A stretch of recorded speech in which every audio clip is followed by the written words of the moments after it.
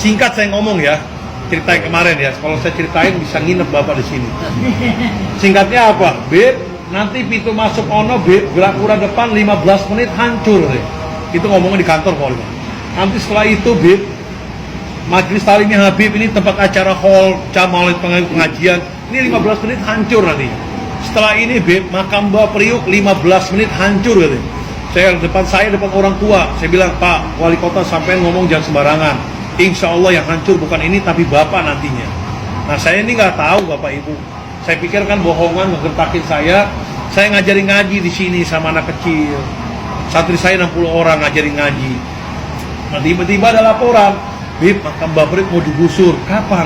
Sekarang itu banyak ribuan Satpol PP katanya.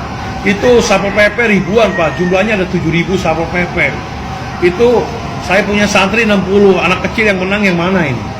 Kalau Bapak punya durian sama ketimun diaduin, yang mejret adalah ketimunnya ya. Tapi pertolongan dari Allah Ta'ala. Nah santri saya, nah mereka 7.000 Satpol PP ini bukan hanya orang, tapi bawa alat gerak, beko. Tahu Pak beko Pak? Iya. Beko, bulldozer, gas air mata, senjata tajam, air water cannon, perik mata, tameng, helm komplit. Nah santri saya ke depan, itu bawa itu tuh alat itu tuh hadro. Apa orang Jawa bilang? Terbangan ya. Kalau saya hadro bilangnya. Ini bawa ke sono santri saya ke depan.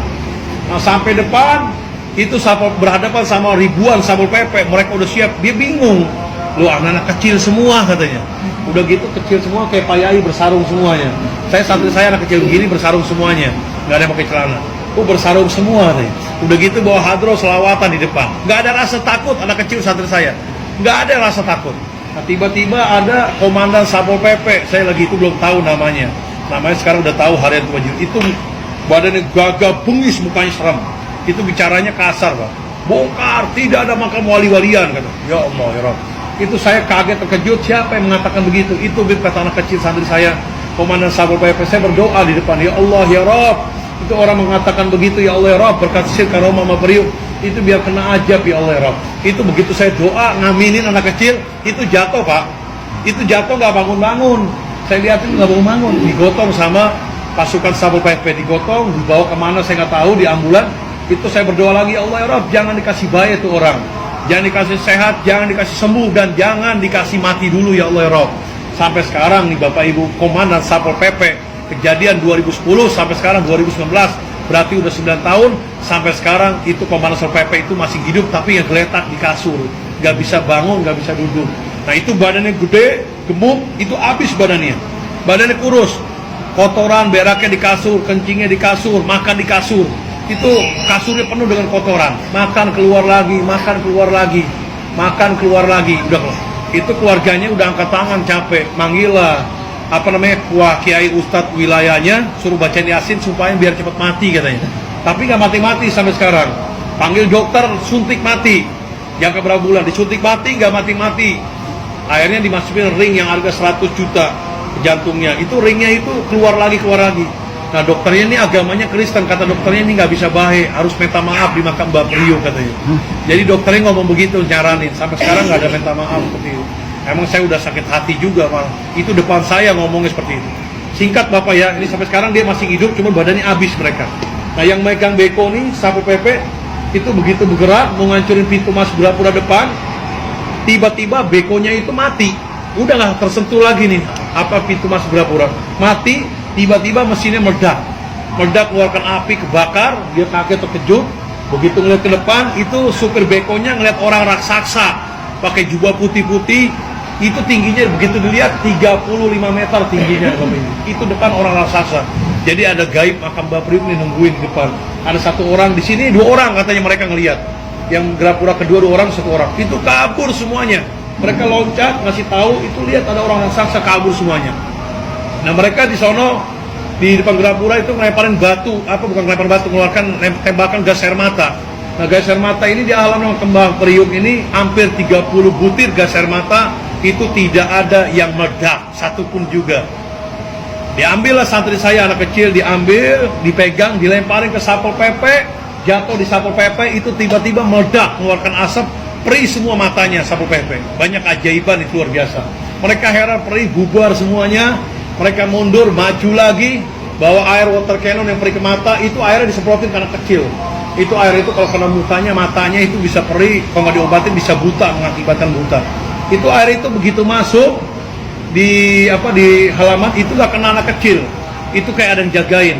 Di halaman pun air pun nggak jatuh sampai ke bumi di halaman, itu nggak jatuh kayak dijagain. Tiba-tiba dari halaman keluar angin besar, itu air didorong sama angin berbalik lagi, yang tersemprot adalah Satpol PP, perih semua matanya. Jadi banyak gaib Pak yang jagain di sini Pak, tolongin. Mereka mundur lagi, maju lagi, itu santri saya anak kecil ditembakin peluru tajam, itu emang mau dimatiin saya sama santri saya hari itu juga. Peluru tajam yang mematikan, ibu sumpah saya demi Allah, demi Rasulullah, demi Quran, mereka udah sediain ratusan truk berisi tanah merah. Itu kalau Habib mati di tempat, santri saya mati di tempat, itu hari itu langsung diuruk sama tanah merah, tanpa disolatkan lagi, tanpa dimandiin lagi, tanpa dibungkuskan kapal. Tapi Allah punya perlindungan atas perlindungan. Itu begitu ditembak anak kecil santri saya, kena badannya tapi nggak tembus, bajunya pun nggak bolong. Bajunya nggak bolong, nempel di baju, jatuh, nempel di baju, jatuh. Itu yang ditemukan peluru tajam ada 12 butiran peluru tajam kemarin kejadian. Itu alhamdulillah. Nah mereka bingung, maju lagi, dihadapi lagi sama santri anak kecil di depan.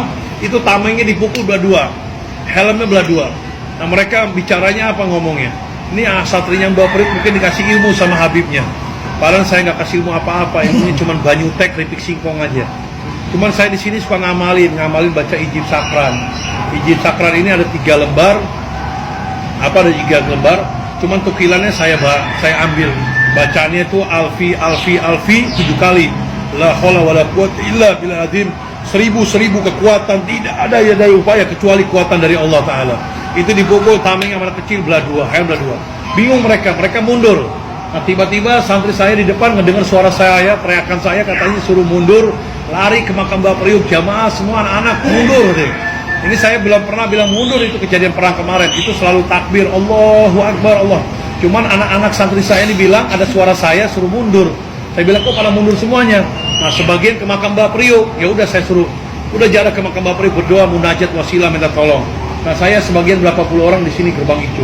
Saya itu udah ketakutan Bapak Ibu, udah serahkan kepada Allah Ta'ala, udah siap mati di sini tempatnya. Itu berdoa terus, saya jalan terus, ya Allah ya Rabb, berkata Karomah Mbak Priuk, mudah-mudahan nih makam dijaga, jamaah dijaga. Nah rupanya mereka ribuan masuk Bapak, tapi nggak masuk kemari Pak, nggak masuk kemari. Ini dari Gerapura kedua ini 30 meter ke depan. Itu begitu masuk stop, dia lari lagi sekeceng-kecengnya keluar. Dia ngelihat katanya ada pasukan berkuda pakai jubah putih yang keluar dari makam Mbak Priuk itu yang kecil.